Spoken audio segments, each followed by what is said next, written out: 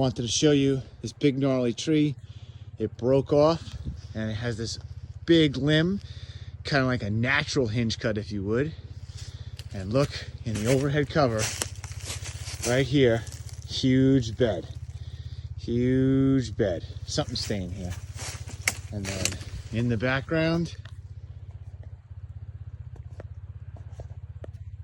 my tree stand.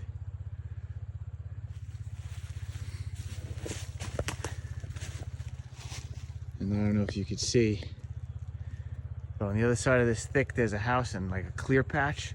That's my access point the whole way up to that tree stand. And I come in behind. There you go.